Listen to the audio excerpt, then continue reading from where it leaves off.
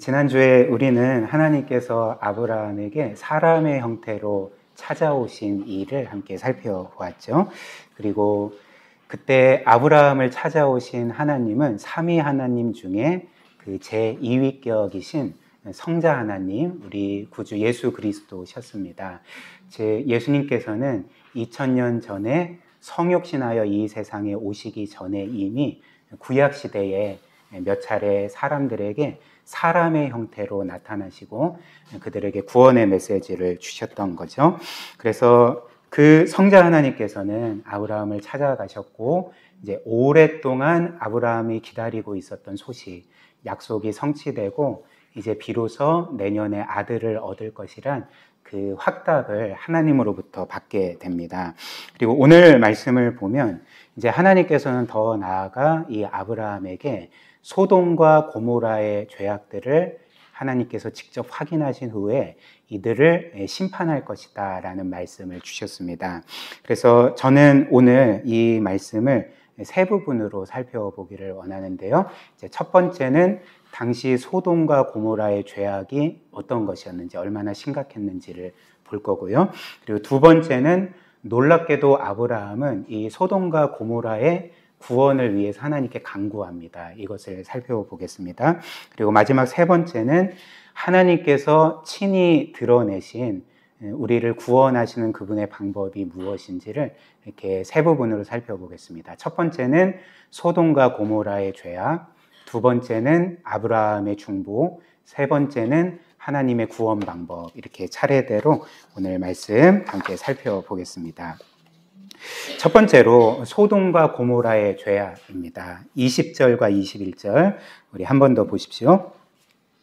여호와께서 또 이르시되 소돔과 고모라에 대한 부르짖음이 크고 그 죄악이 심히 무거우니 내가 이제 내려가서 그 모든 행한 것이 과연 내게 들린 부르짖음과 같은지 그렇지 않은지 내가 보고 알려 하노라, 이렇게 말씀합니다.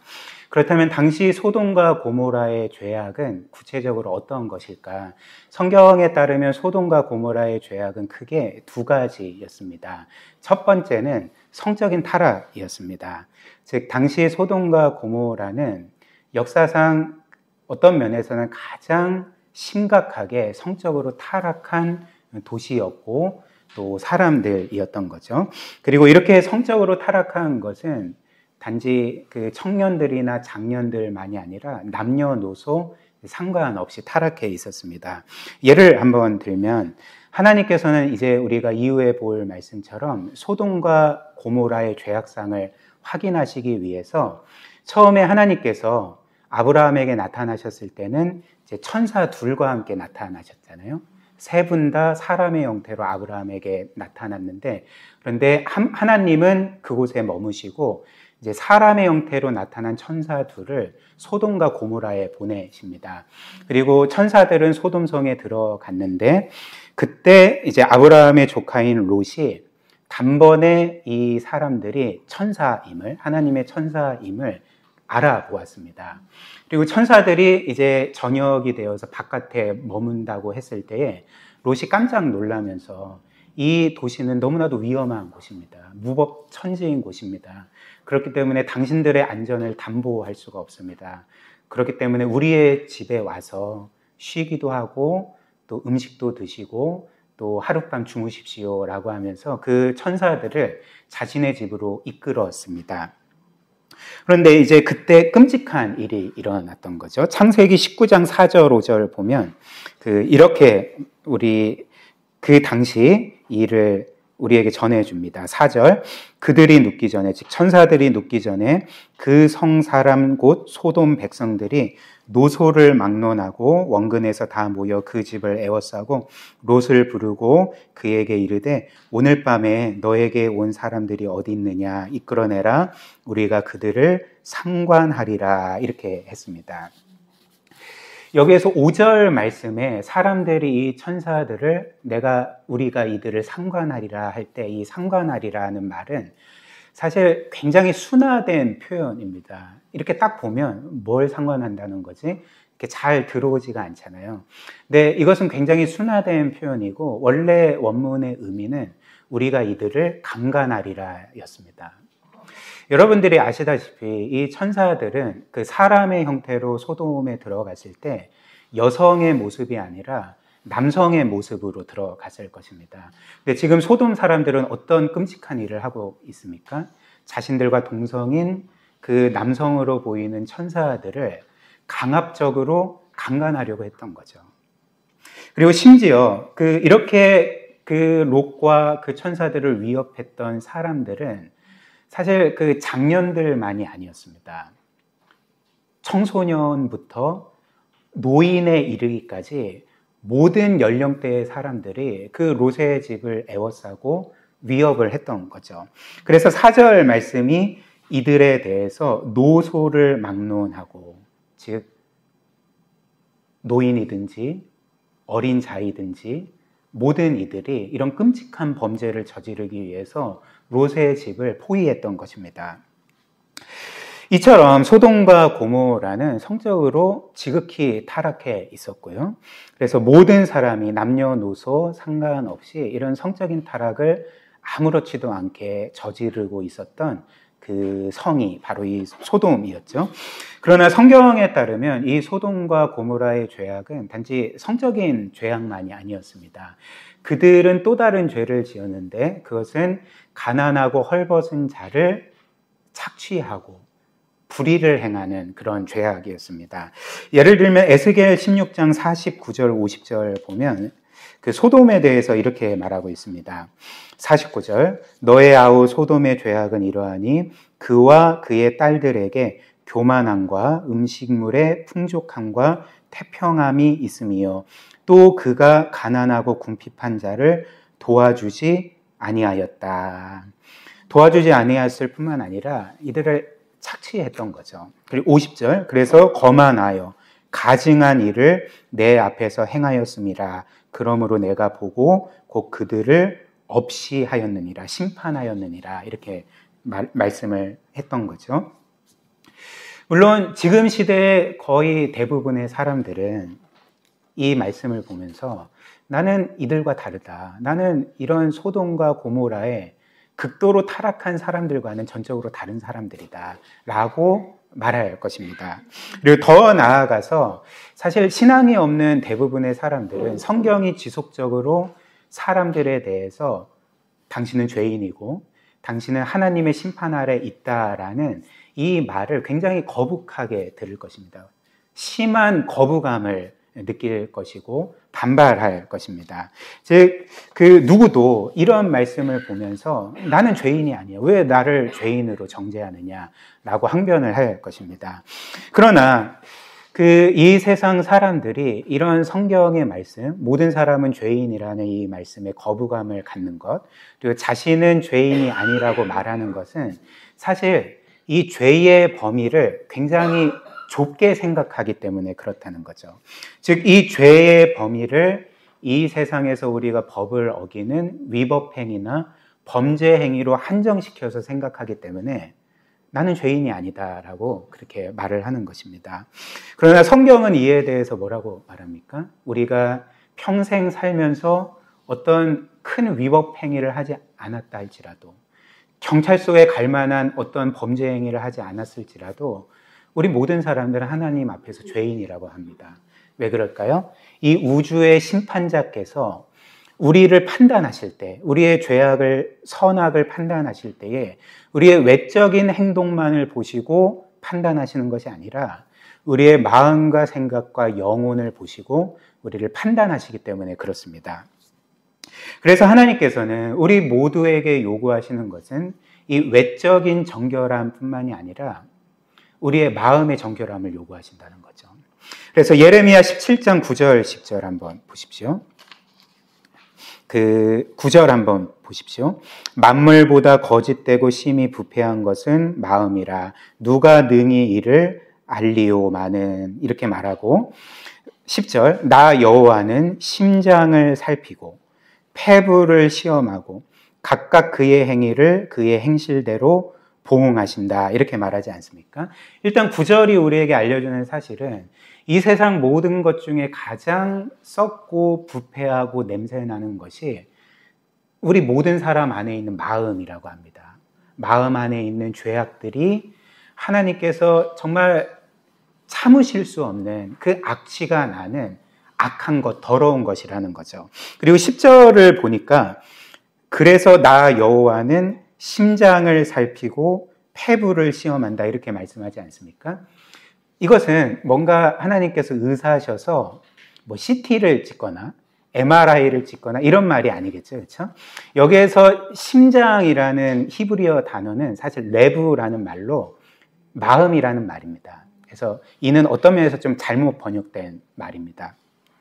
그리고 폐부라는 것은 그 원래 히브리어로는 콩팥이라는 그 단어인데 히브리어로 이제 키랴라는 단어인데 그 비유적으로 히브리 사람들은 이 콩팥을 그들의 영혼이 자리하는 곳으로 생각을 했습니다.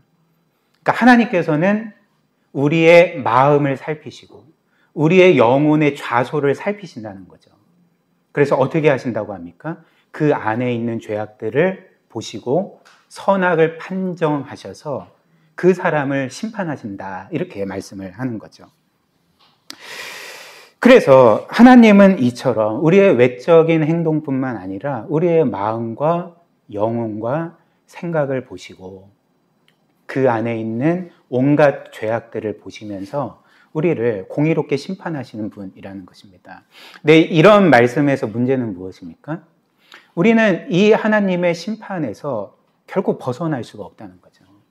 우리 안에는 이 성경이 말하는 똑같은 죄악들이 우리 마음 안에 내재되어 있기 때문에 우리는 하나님께 나는 죄인이 아닙니다 라고 말할 수 없고 우리는 결코 하나님의 공의로운 심판을 피할 수가 없다는 것입니다. 예수님도 모든 사람의 마음에 예외 없이 어떤 죄악들이 있는지를 이렇게 말씀하셨죠. 마가복음 7장 21절부터 23절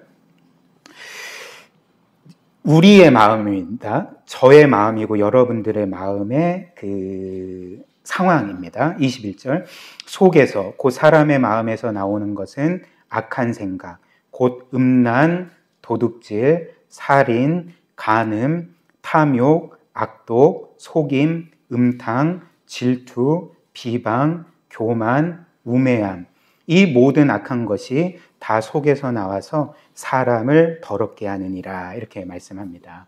그래서 이를 그냥 한 문장으로 표현하면 어떤 말씀이겠습니까? 모든 사람 안에 예외 없이 그 사람이 겉으로 선하게 살든 나쁘게 살든 모든 사람의 마음에는 똑같이 온갖 종류의 죄의 씨앗이 내재되어 있다는 것입니다. 이것을 말씀한 거죠. 그렇다면 이제 성경에 따르면 저나 여러분들이나 흉악한 범죄자들의 마음에 온갖 종류의 죄의 씨앗들이 똑같이 내재되어 있는데 그런데 우리는 이 세상을 볼 때 어떤 사람들은 더 악하게 살고 어떤 사람들은 상대적으로 더 선하게 사는 이유는 뭘까? 똑같은 죄악의 씨앗들이 마음에 있는데 왜 이렇게 삶이 달라질까라는 거죠. 그 이유가 무엇이겠습니까? 그것은 모든 사람의 마음 안에는 온갖 죄악의 씨앗들이 동일하게 내재되어 있지만 그러나 어떤 사람의 경우에는 그 안에 있는 그 마음 안에 있는 죄의 씨앗들이 훨씬 더 잘 발현될 수 있는 환경 가운데 있기 때문에 그렇습니다. 이 이유라는 거죠. 그 예를 한번 들어봅시다. 저도 최근에 그 다이소에 가서 토마토 씨앗을 사서 이렇게 작은 화분에 심었습니다. 그리고 그 3개 씨앗을 샀거든요. 근데 2개는 살아남고 하나는 죽었어요. 그래서 2개는 잘 자라고 있습니다. 근데 여러분들이 다이소에 가서 씨앗 2개를 사서 각각 다른 화분에 심었다고 해봅시다. 근데 한 화분은 물도 잘 주고 햇빛도 잘 받게 하고 반면에 다른 화분은 물도 주지 않고 햇빛도 받지 못하도록 껌껌한 방에 두었다고 해봅시오. 그렇다면 똑같은 씨앗 아닙니까? 근데 어떤 화분에서 싹이 트고 그 식물이 자라겠습니까? 전자의 화분에서 자라는 거죠. 그 씨앗이 생명을 싹 틔울 수 있는 환경에 놓였을 때 그 싹에 생명이 트고 잘 자라게 되는 것 아니겠습니까? 그러니까 마찬가지로 저나 여러분들이나 똑같은 온갖 종류의 죄의 씨앗들이 있지만, 이 세상 모든 사람들에게 죄의 씨앗들이 있지만, 어떤 사람에게는 그 죄의 씨앗이 더 발현될 수 있는 그런 환경에 처해 있어서 다른 사람들보다 훨씬 더 죄를 짓기 쉽고 훨씬 더 그 죄를 발현하며 살아가기가 쉽다는 것입니다. 예를 들면 저나 여러분들이나 대체로 정상적인 가정에서 태어나서 일반적으로 이렇게 성장해 오지 않았습니까? 지금도 그렇게 살고 있지 않습니까? 근데 만약에 우리가 일반적인 가정이 아니라 뭔가 깨어진 가정에서 태어났다고 해봅시오. 그리고 우리가 이런 일반적인 지역이 아닌 뉴욕 뒷골목 같은 우범 지역에서 태어난 사람들이라면 우리가 지금처럼 상대적으로 도덕적으로 살 수 있겠습니까? 그러니까 누구도 그런 장담을 할 수가 없는 거죠. 만약에 그 예은이가 너무나도 착한 삶을 사는데 예은이가 원래 광주가 아니라 뉴욕 뒷골목에서 태어났다고 하면 아마 예은이는 지금 총을 들고 다녔을지도 모르겠습니다. 그런 거죠. 또 하나의 예를 한번 들어봅시다. 그 지난 세기에 일어났던 2차 세계대전 동안 그 특별히 독일 나치는 엄청난 그 전쟁 범죄를 저지르지 않았습니까? 유대인들을 무려 600만 명이나 학살하는 끔찍한 죄를 저질렀습니다. 광주 인구가 140만 명 정도 되니까 광주 인구의 4배 정도 되는 사람들을 무차별적으로 죽인 것이죠. 그렇다면 한번 생각을 해보십시오. 이 사람들이 그렇게 유대인 600만 명을 죽였으니까 이 독일 사람들은 원래 태어날 때부터 머리에 뿔을 달고 태어난 사람이겠구나. 이 사람들을 보면 마치 이제 날카로운 송곳니가 있고 그리고 날카로운 손발톱이 있는 정말 너무나도 짐승과 같은 사람들이겠구나. 우리는 보통 그렇게 생각할 수 있잖아요. 그렇지 않습니다.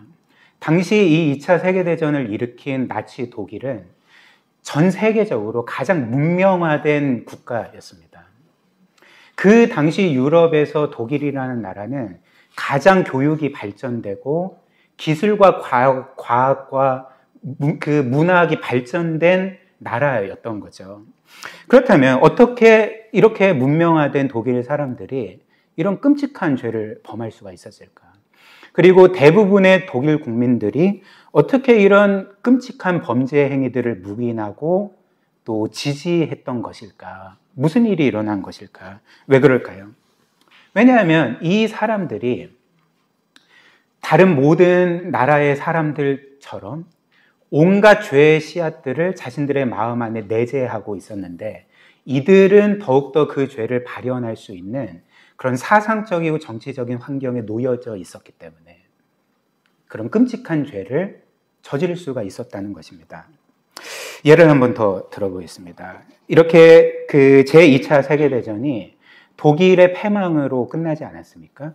그리고 이제 전쟁 후에, 이제 연합군의 승리 후에 이제 독일 전범들이 다 도망갔는데 이제 하나 둘씩 체포되어서 이제 법정에 서게 되었습니다.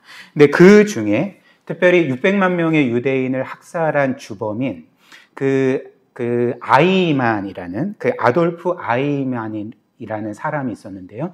그 사람도 체포되어 결국에는 예루살렘의 법정에 서게 되었습니다. 그리고 그때 이제 나치가 유대인들을 학살했던 수용소가 있잖아요.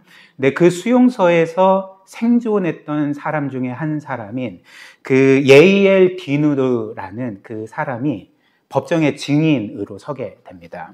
근데 이 디누르가 그 독일 전범인 아이만을 법정에서 보았을 때에 갑자기 주체할 수 없는 그 울음을 터뜨리고 정말 너무나도 힘겨워서 그 자리에서 주저앉았다고 합니다. 그래서 그 재판장은 곧바로 대혼란에 빠졌고 그 재판장이 그 질서 유지를 선언할 정도로 굉장히 혼란스러워졌던 거죠. 그리고 이제 그로부터 20년이 지나고 한 기자가 당시 재판의 증인으로 섰던 이 디누르에게 찾아가서 인터뷰를 했습니다. 그리고 그때 일을 이제 물어본 거죠. 그 기자가 디누르에게 말합니다. 선생님, 당시 선생님께서 재판장에서 이 아이만을 보셨을 때 왜 그렇게 통곡하면서 그렇게 그 자리에서 주저앉으셨습니까? 그때 선생님께 도대체 무슨 일이 일어난 것입니까? 그리고 그때 선생님은 도대체 어떤 감정을 느끼신 것입니까? 선생님께서 그렇게 주저앉은 것이 그 외상후 스트레스 때문에 그랬던 것입니까? 아니면 그 아이만에 대한 그 주체할 수 없는 분노 때문에 그렇게 주저앉으신 것입니까? 라고 이렇게 여쭤보았습니다.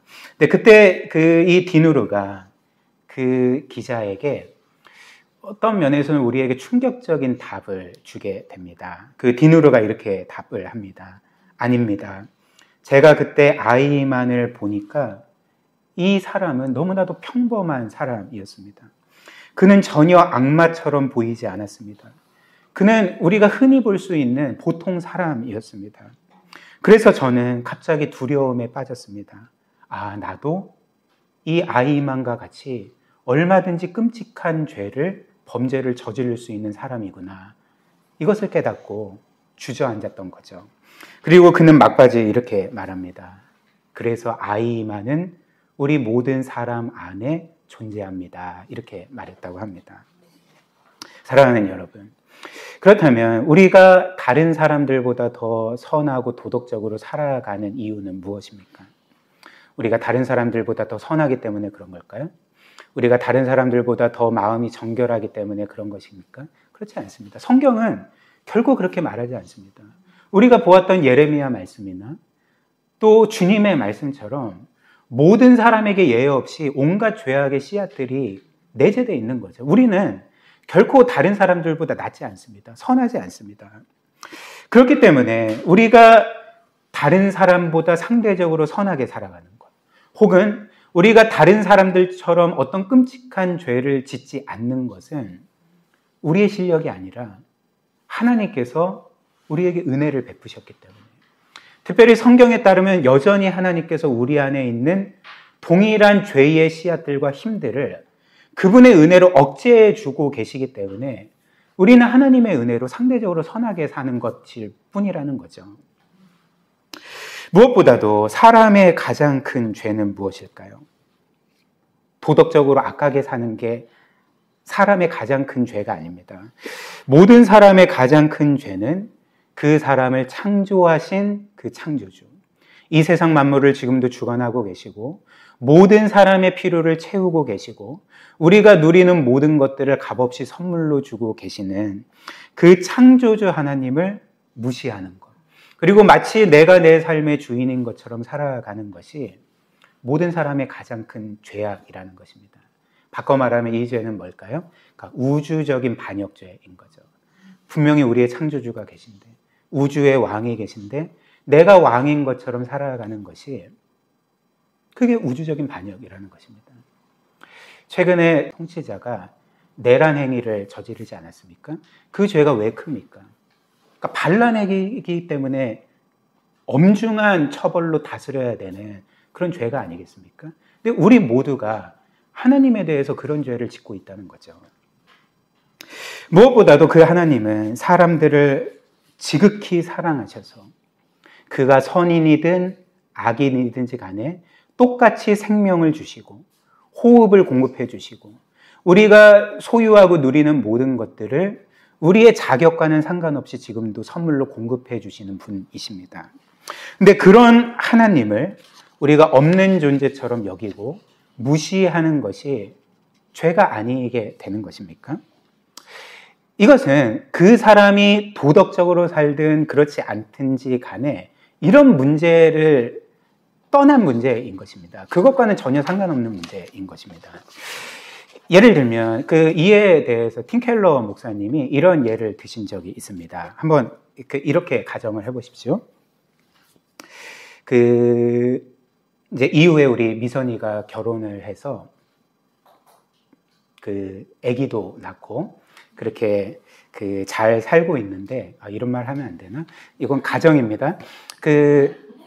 불행하게도 미선이가 자신의 남편을 먼저 일찍 떠나 보내게 됩니다. 실제로 그렇게 일어나는 건 아니에요. 가정입니다. 그리고 미선이는 이제 홀로 된 몸으로 이제 자기에게 남겨진 그 자식을 정말 최선을 다해 일단은 그 생계를 책임져야 할 것 아니겠습니까?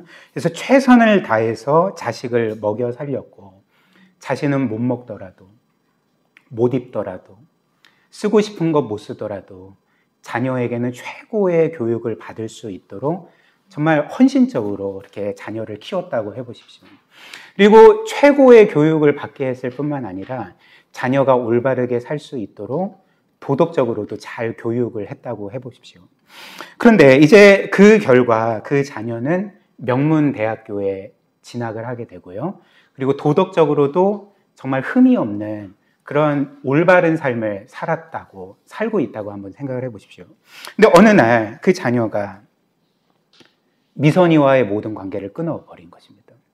미선이의 연락도 안 받고 또 미선이를 거부하는, 미선이를 없는 사람처럼 취급하는 그런 행동을 계속적으로 하고 있다고 해봅시오.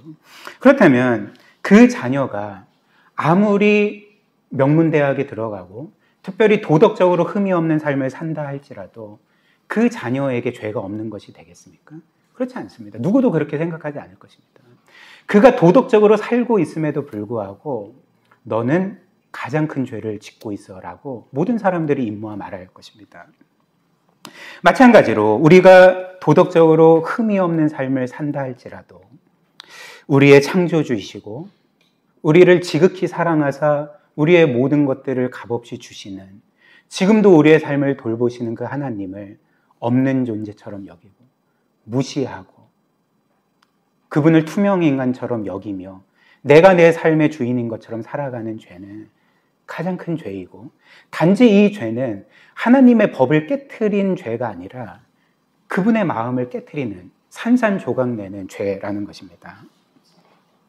또한 이 세상의 많은 사람들은 앞서 말씀드린 것처럼 너는 죄인이다 라는 말을 극도로 싫어할 뿐만 아니라 하나님께서 이 세상을 심판하신다는 이 개념을 극도로 싫어합니다. 당신이 뭔데 나를 심판해, 이 세상을 심판해 라고 반응하지 않겠습니까? 근데 한번 생각을 해보십시오. 저나 여러분들이나 그리고 이 세상에 하나님을 믿든지 안 믿든지 모든 사람들이 원하는 세상은 어떤 세상입니까? 모든 사람들이 원하는 세상은 어떤 세상입니까? 그 세상은 유전무죄, 무전유죄의 불의한 세상이 아니라 죄인이 있다면 반드시 공의롭게 그 죄값을 치르고, 그래서 공의롭고 공정하고 모든 사람들이 공평하게 행복하게 살 수 있는 세상을 모든 사람들이 원하고 바라고 있는 것 아니겠습니까? 근데 현실적으로 그게 안 되기 때문에 모든 사람들이 슬퍼하고 또 좌절하고 또 분노하는 것 아니겠습니까? 그렇다면 하나님은 성경에 따르면 결국에는 마지막 날 이 세상 모든 것들을 가장 공의롭게 심판하심으로써 이 세상에 어떤 불의도 없게, 어떤 불공정함도 없이 정말 정의가 물같이 흐르고 공의가 강물처럼 흐르는 이 세상을 만드실 거라고 그렇게 약속하십니다. 우리가 꿈꾸는 세상을 하나님께서 만드신다는 거죠. 그렇다면 모든 사람들은 사실 하나님의 심판을 반겨야 되는 것 아니겠습니까? 그 세상을 원해야 되는 것 아니겠습니까? 근데 이제 문제는 무엇일까요? 우리 또한 그 하나님 앞에 죄인일 뿐이기 때문에, 우리 또한 그 심판을 피할 수 없기 때문에 문제라는 거죠. 이것이 바로 성경이 말하는 소돔과 고모라의 죄악뿐만 아니라 여전히 이 세상 모든 사람들의, 또 어떤 면에서는 우리의 죄악이라는 것입니다. 그 다음 두 번째로 성경은 더 나아가서 아브라함의 중보에 대해서 알려주죠. 즉 놀랍게도 아브라함은 이 소돔과 고모라의 구원을 위해서 하나님께서 이들을 멸망시키지 않으시도록 하나님께 간구합니다. 22절부터 25절 한 번 더 보십시오. 그 사람들이 거기서 떠나 소돔으로 향하여 가고 아브라함은 여호와 앞에 그대로 섰더니 아브라함이 가까이 나아가 이르되 주께서 의인을 악인과 함께 멸하려 하시나이까. 그 성 중에 의인 50명이 있을지라도 주께서 그곳을 멸하시고 그 50명의 의인을 위하여 용서하지 아니하시리까. 주께서 이같이 하사 의인을 악인과 함께 죽이심을 부당하오며 의인과 악인을 같이 하심도 부당하나이다. 세상을 심판하시는 이가 정의를 행하실 것이 아니니까. 이렇게 말씀을 드렸습니다. 즉 아브라함은 지금 이 소돔과 고모라를 살려주십시오. 이들을 향한 심판을 거두어 주십시오. 이들을 구원해 주십시오라고 하나님께 간구하고 있습니다. 그렇다면 하나님은 이 아브라함의 간구에 대해 어떤 답을 주셨습니까? 26절. 우리 26절을 한번 같이 읽을까요? 시작. 여호와께서 이르시되 내가 만일 소돔 성읍 가운데에서 의인 50명을 찾으면 그들을 위하여 온 지역을 용서하리라. 이렇게 놀라운 말씀을 하셨습니다. 즉 소돔 성에 모든 사람들이 죄인이지만 끔찍한 죄를 짓고 있지만 그럼에도 불구하고 이 성에 의인 50명이 있으면 나는 그 50명의 의인 때문에 이 소돔 전 지역을 용서하겠다. 이렇게 말씀을 하시는 거죠. 그러나 아브라함은 여기에서 멈추지 않았습니다. 아브라함은 이제 그 마음 가운데 이런 염려를 가졌던 거죠. 내가 50명이라고 했는데 혹시라도 50명이 안 되면 어떻게 하지? 그래서 아브라함은 하나님께 다시금 말씀드립니다. 하나님, 제가 50명의 의인이라고 말씀드렸는데 혹시라도 45명만 있으면 어떻게 하시겠습니까? 그리고 그 다음 40명이면 어떻게 하시겠습니까? 그리고 그 다음 30명의 의인이 있으면 어떻게 하시겠습니까? 그리고 20명의 의인이 있으면 어떻게 하시겠습니까? 이렇게 연달아서 여쭈어보았습니다. 그리고 하나님은 그때마다 놀랍게도 내가 소돔성에 의인이 40명이 있든지 30명이 있든지 20명이 있든지 간에 그때도 동일하게 나는 그 의인들을 보고 이 성을 멸하지 않을 거다. 이렇게 말씀을 주셨습니다. 그런데 이제 아브라함은 거기서 멈추지 않고 마지막으로 한 번 더 하나님께 말씀을 드리는 거죠. 32절. 아브라함이 또 이르되 주는 노하지 마옵소서. 내가 이번만 더 아뢰리이다. 거기서 10명을 찾으시면 어찌하려 하시나이까. 이르시되 하나님께서 말씀하시죠. 내가 10명의 의인으로 말미암아 멸하지 아니하리라. 이렇게 말씀을 하셨습니다. 그렇다면 우리는 이제 이 말씀을 깊이 생각하지 않고 읽으면 지금 아브라함이 하나님과 말장난하나. 처음에 50명으로 말했다가 40명, 30명, 20명, 마지막에 10명까지 좀 그런데 이렇게 생각을 할 수 있지 않겠습니까? 그러나 아브라함은 진지했고 그리고 사실 이렇게 연달아 여쭤보는 것에 대해서 혹시나 하나님께서 언짢아하지는 않으실까 염려 가운데 하나님께 이렇게 연달아 간구했던 것입니다. 이를 어떻게 할까요? 아브라함이 이렇게 간구하면서 27절에 나는 티끌이나 재와 같사오니 감히 주께 아뢰나이다. 이렇게 말했고요. 또 32절을 보면 계속 이제 여쭤볼 때 마지막에 이렇게 말씀을 합니다. 주는 노하지 마옵소서. 내가 이번만 더 아뢰리이다. 이렇게 말을 했습니다. 아브라함의 마음은 무엇입니까? 내가 이렇게 계속 하나님께 여쭤보는 것이 하나님을 언짢게 해드리진 않을까. 그럼에도 불구하고 나는 이 소돔과 고모라를 위해 간구해야 돼. 이런 간절한 마음이 있었다는 거죠. 즉 아브라함 편에서는 최선을 다해서 지금 소돔과 고모라의 구원을 위해서 기도하고 있었던 것입니다. 그렇다면 아브라함은 소돔과 고모라가 얼마나 죄로 타락했는지 몰랐기 때문에 그냥 그들의 죄를 뭔가 가볍게 여겼기 때문에 소돔과 고모라를 위해 기도할 수 있었겠습니까? 그렇지 않습니다. 아브라함도 소돔과 고모라가 얼마나 타락했는지 익히 듣고 있었습니다. 그러니까 그게 이제 이유가 아니었던 거죠.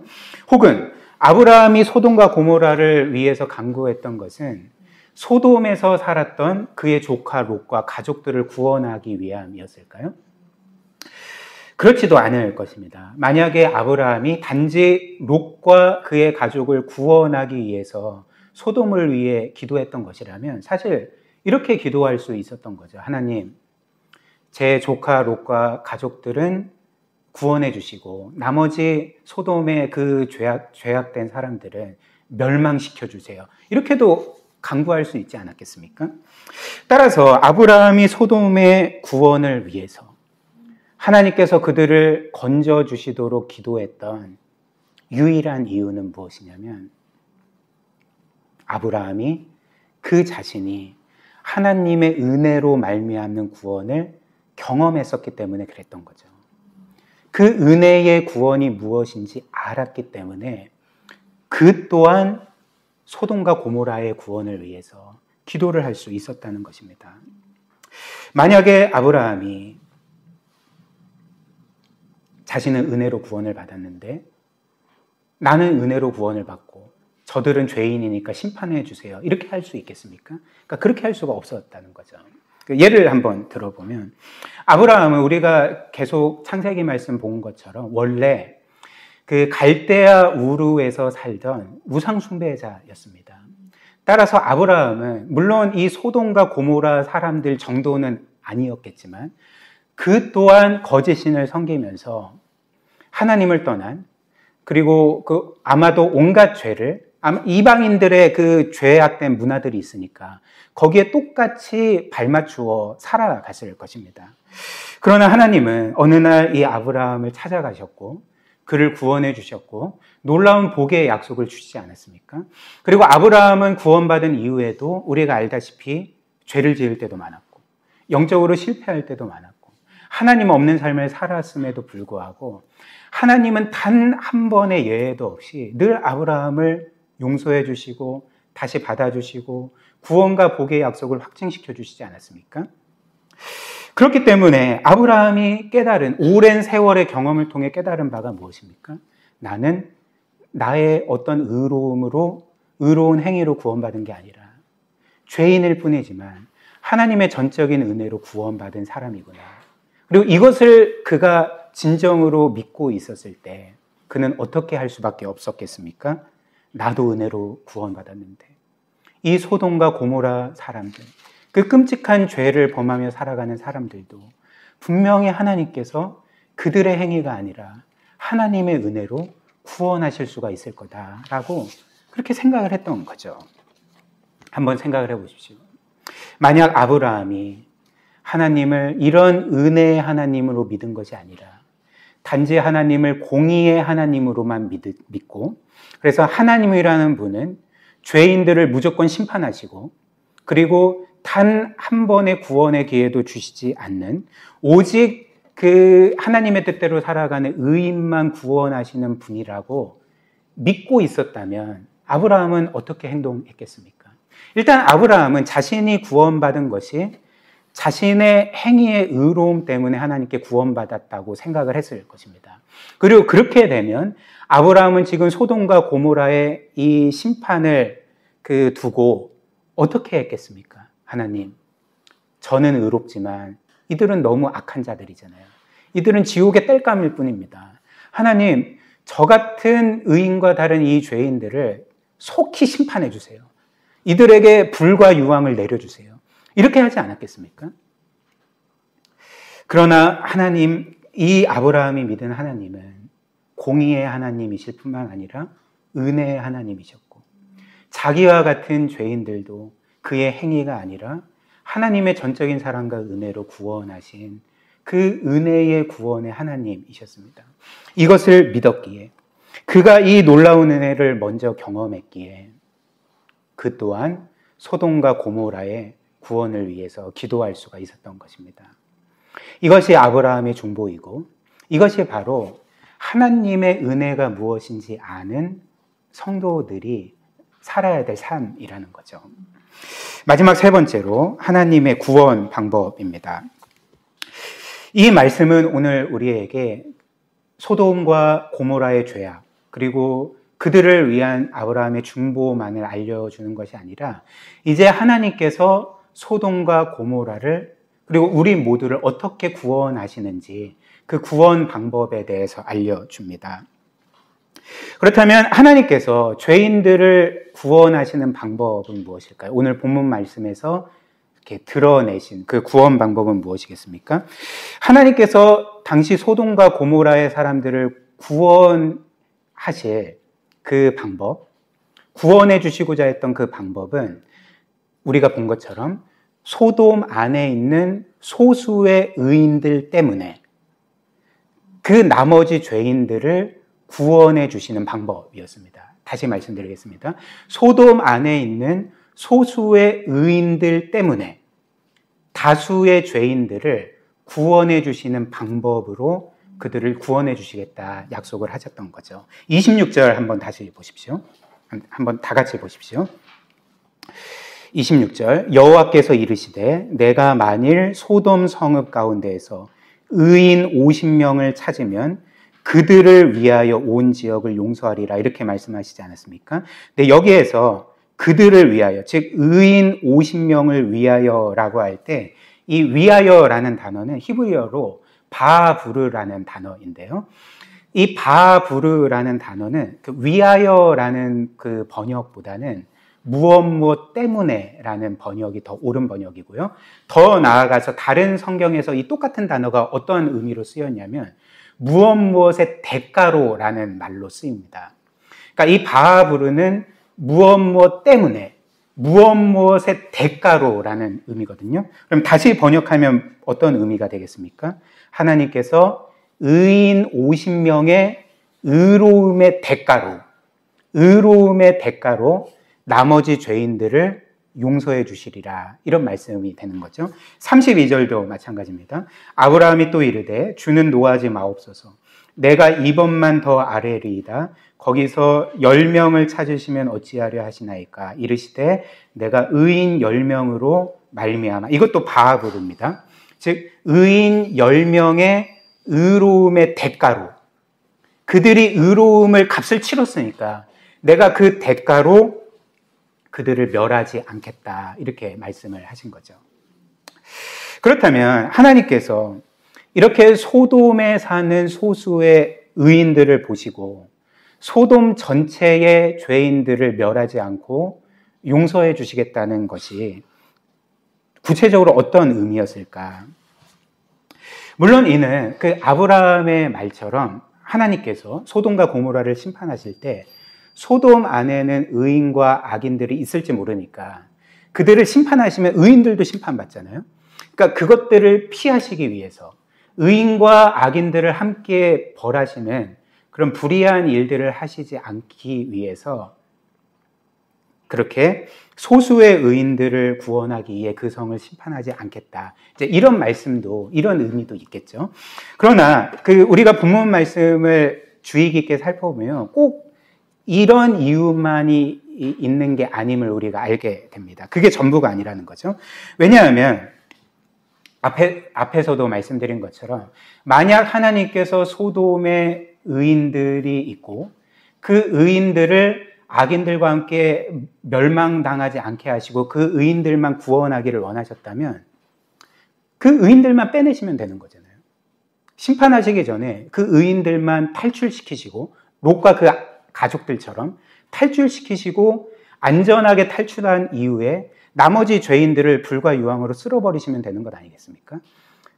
그렇기 때문에 이제 또 다른 이유가 있다는 거죠.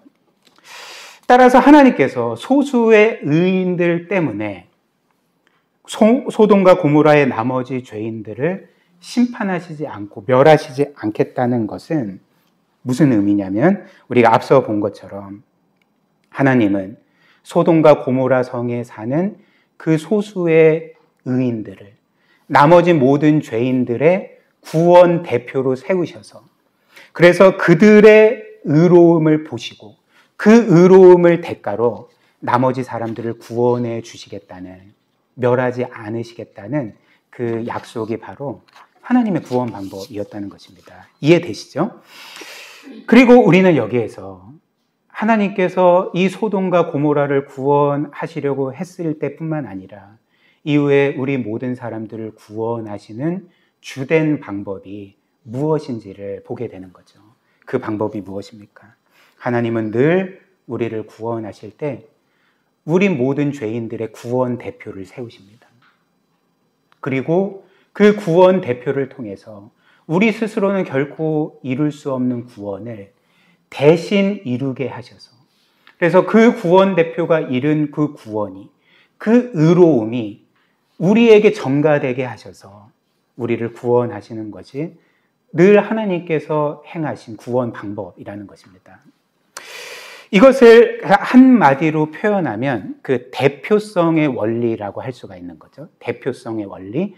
즉, 우리의 어떤 대표가 있고 그 대표가 행한 일이 우리에게 전가되어서 우리가 구원받는, 이것을 가리켜서 이제 구원 대표성의 원리라고 할 수가 있을 것입니다.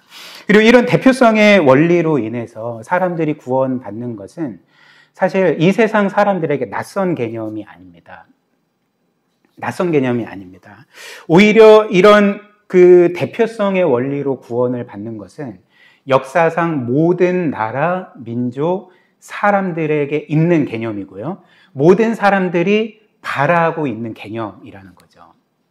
예를 한번 들어볼까요? 그러니까 모든 사람들이 우리의 구원은 분명히 어떤 구원 대표로 인해서 이루어질 거다라는 것을 이제 본능적으로 알고 있다는 것입니다. 예를 한번 들어보면 어떤 예를 들 수 있을까요? 이 사실을 입증해 주는 사실은 뭐냐면, 역사상 그 이 세상에서 그렇게 출판됐던, 지어졌던, 모든 사람들이 감동적으로 읽었던 모든 구원 이야기들, 모든 동화나 소설이나 영화나 모든 구원 이야기를 그린 그런 문학 작품들의 주제가 무엇인지 아십니까? 하나같이 예외 없이 어떤 구원 대표가 나머지 사람들을 구원하는 내용입니다. 한 구원 대표의 희생으로 말미암아 나머지 모든 사람들이 구원받는 이야기가 이 세상 모든 동화, 소설, 영화의 주제라는 거죠. 예를 한번 들어봅시다. 그 현대의 예를 한번 들어보겠습니다. 여기서 좀 나이가 어린 분들은 아마도 그 해리포터 시리즈 뭐 소설을 읽든지 영화를 보셨을 것입니다.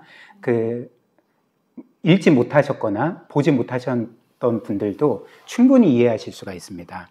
그 해리포터의 주인공은 해리포터고요. 그리고 그는 마법 세계에 살고요. 그리고 그 마법 세계를 멸망시키려고 하는 그 볼드모트라는 아주 사악한 그 강력한 적이 있습니다. 마법사입니다. 그리고 해리포터는 그 볼드모트에 맞서서 그 마법 세계를 지키려고 싸우는 거죠. 그리고 심지어 그렇게 싸울 때 자기의 목숨을 걸어야 했습니다. 그리고 실제로도 그 볼드모트가 쓴 죽음의 마법인 그 아부다 카테브라인가? 아무튼 아바다 케타브라거든요. 그거를 딱 맞고 죽었다가 다시금 살아나요. 그리고 그 볼드모트를 무찌릅니다. 그리고 마법 세계는 평화를 찾게 되는 거죠. 그러니까 어떤 일이 일어난 것입니까? 해리포터의 희생의 대가로 인한 승리가 나머지 모든 사람들에게 전가된 거죠. 그래서 그의 승리가 나머지 사람들의 승리와 구원이 된 것입니다. 또 다른 예를 들면, 여러분들 어벤져스 아시지 않습니까? 보신 분도 있고 못 보신 분도 계시겠지만, 그 어벤져스 특별히 그 마지막 그 4부인 그 엔드 게임의 주인공은 아이언맨이라는 그런 영웅입니다. 근데 이제 어벤져스에도 무지막지한 너무나도 강력한 적인 타노스라는 적이 있고요. 그 타노스는 인피니티 스톤이라는 강력한 무기로 그 우주를 멸망시키려고 해요. 그래서 아이언맨과 이제 어벤져스의 영웅들은 그 타노스와 맞서서 싸우는데 이제 상대가 안 되는 거죠. 너무나도 강력해서. 그래서 그 아이언맨이 타노스를 이길 수 있는 유일한 방법은 그 인피니티 스톤을 빼앗아서 그 장갑을 끼면 그냥 이렇게 이걸 뭐라고 하죠? 예. 아무튼 핑거 스냅만 하면 무엇이든지 이제 파괴할 수가 있는 거거든요. 그래서 아이언맨은 자신의 목숨과 그 인피니티 스톤과 대박가서 자신의 생명을 희생시킴으로써 그 타노스를 무찌르고 우주의 평화를 가져다 줍니다. 그러니까 어떤 일이 일어난 것입니까? 아이언맨의 죽음의 대가로 모든 사람들이 살게 된 거죠. 아이언맨이 죽었기 때문에 모든 사람들이 생명을 얻고 우주가 평화를 되찾게 되었던 것입니다. 이게 대표성의 원리인 거죠. 모든 사람 안에는 본능적으로 이런 구원 대표에 대한 갈망이 있다는 것입니다.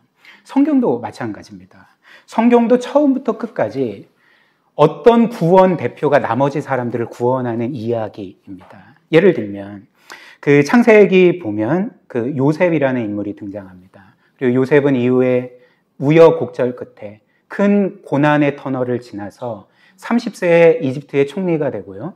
이후에 이집트에 큰 가뭄이 들었을 때 그 요셉의 지혜로운 통치로 말미암아 이집트 전 지역 사람뿐만 아니라 그의 가족이 구원을 받게 됩니다. 어떤 일이 일어난 것입니까? 요셉의 지혜로운 통치가 그리고 그가 이룬 구원이 모든 사람들에게 전가된 거죠. 그들이 구원받게 된 것입니다. 또한 다윗도 마찬가지죠. 다윗도 어릴 때 블레셋의 장군인 골리앗과 맞서 싸우게 됩니다. 목숨 걸고 싸워야 되는 거죠. 근데 어떻게 됐습니까? 다윗의 승리가 이스라엘 전체의 승리가 된 거죠. 에스더도 마찬가지입니다. 에스더도 자신의 민족이 멸절당할 그 위기 가운데 어떻게 했습니까? 자신의 목숨을 걸고 왕에게 나아갔던 거죠. 그래서 그 사실을 고하고 자신의 민족을 구원해 주시도록 간구했던 것입니다. 그래서 에스더가 한 유명한 말이 뭔지 아십니까? 죽으면 죽으리라. 이런 각오로 자신의 생명을 걸고 나아갔던 것입니다. 결국에는 이스라엘 백성이 구원받게 된 거죠. 어떤 일이 일어난 것입니까? 에스더의 목숨 건 희생이 이스라엘 백성 전체의 구원이 된 거죠. 그리고 오늘 본문 말씀에서도 마찬가지입니다. 하나님은 소돔에 사는 소수의 의인, 10명의 의인의 의로움을 나머지 죄인들의 의로움으로 여겨주셔서 내가 이들을 멸하지 않겠다라고 그렇게 약속을 하셨습니다. 그런데 이제 문제는 무엇일까요? 우리가 이후에 보는 것처럼 소돔과 고모라에는 10명의 의인이 없었다는 거죠. 의인 한 사람도 없었다는 것입니다. 우리가 이후에 보는 것처럼 롯과 그의 가족들도 의인이 아니었습니다. 그 누구도 소돔의 사람들을 구원할 수 있는 의인이 아니었던 거죠. 그래서 어떻게 됩니까? 이제 창세기 19장으로 가면 결국 하나님은 한 사람의 의인도 없는 그 소돔을 심판하시게 되는 거죠. 그렇다면 이제 하나님은 소돔과 고모라의 심판 이후로 성경의 역사 가운데 우리를 이 세상을 어떻게 구원하십니까? 똑같이 이 대표성의 원리로 이 세상과 우리를 구원하십니다. 그러나 문제는 무엇일까요? 소돔과 고모라의 때처럼 이 세상에는 의인이 없다는 거죠.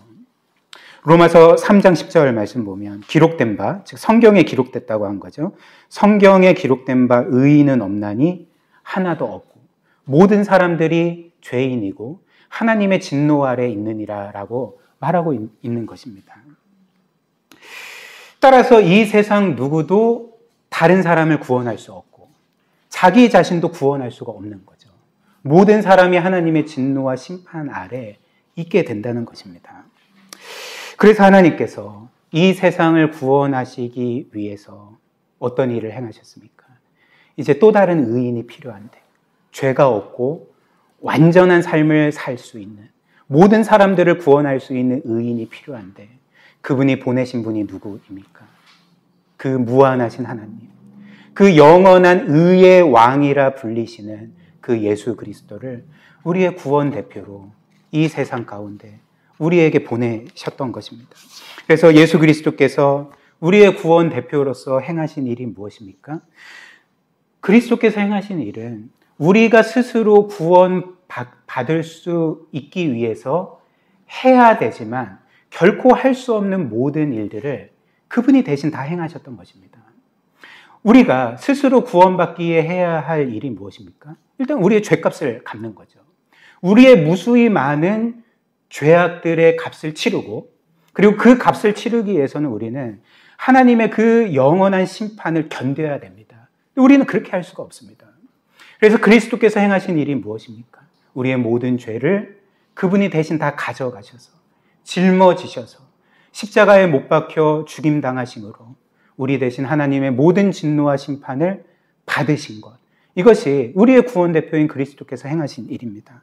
또한 우리가 구원받기 위해 행해야 될 일이 무엇입니까? 우리는 사실 하나님의 모든 말씀을 완벽하게 지켜야 했습니다. 순종해야 됐고, 그분을 마음과 뜻과 성품과 목숨을 다해 사랑하고 영화롭게 했어야 됐습니다. 그러나 우리는 단 하나의 그분의 계명도 지키지 못하고 모든 계명을 다 범했습니다. 그래서 그리스도께서 행하신 일이 무엇입니까?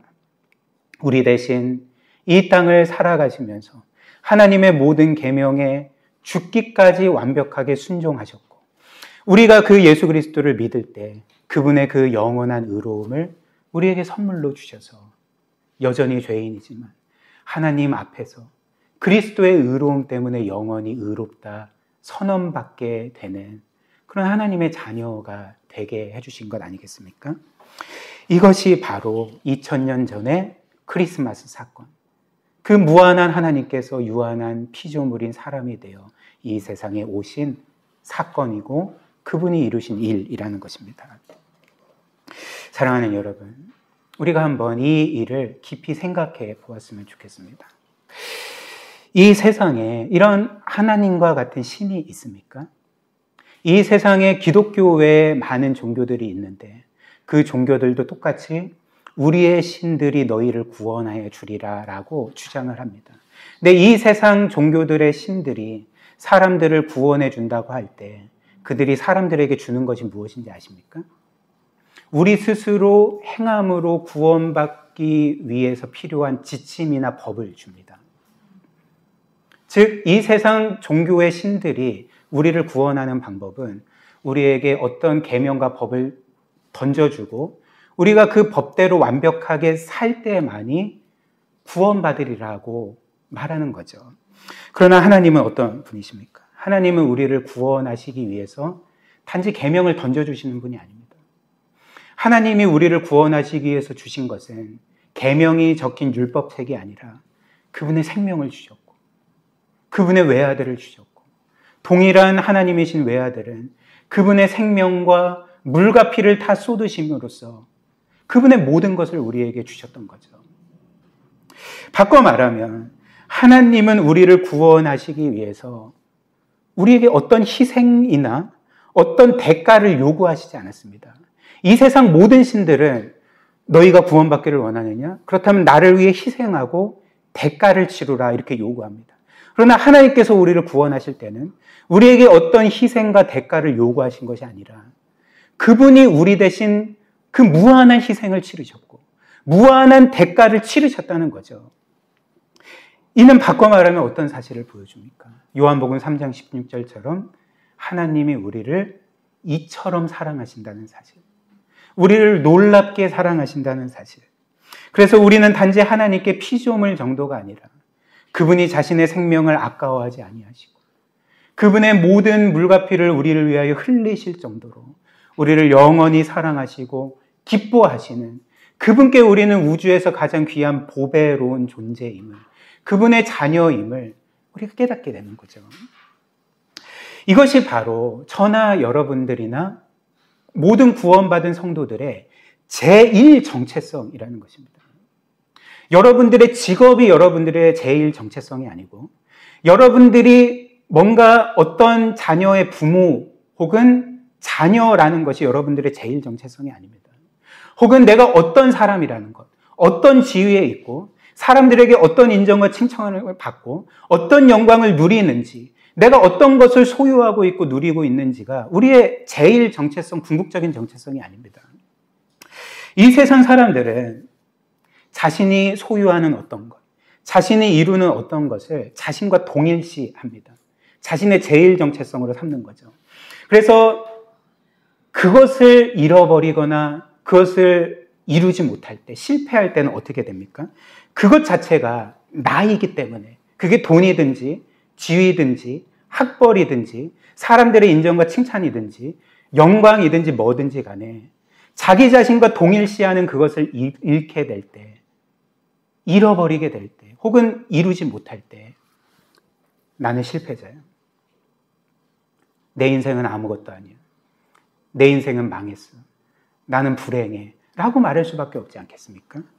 그러나 이 모든 것들은 우리의 제일 정체성이 아닙니다. 우리의 제일 정체성, 우리의 영원한 정체성은 우리가 하나님께 영원한 사랑을 받는 자녀라는 것. 우리는 이미 그리스도 안에서 모든 것을 얻었다는 것. 모든 영광을 누리게 될 것이라는, 하나님의 영원한 기쁨의 대상이 될 것이라는 그것이 바로 우리의 제일 정체성이라는 것입니다. 이것을 우리가 믿을 때 우리는 이 세상에서 성공할 수도 있고 실패할 수도 있지만 그것들이 우리를 뒤흔들 수가 없습니다. 우리는 삶의 환경을 초월해서 이 복음이 줄 수 있는 기쁨과 평안함을 누릴 수 있고 감사함으로써 그 하나님을 위해 우리의 구세주 예수 그리스도를 위해 살아갈 수 있을 것입니다. 이 복음이 우리의 마음 가운데 선명하게 새겨지고 이 복음을 따라 살아가는 복된 삶 살아가시기를 주님의 이름으로 축복합니다.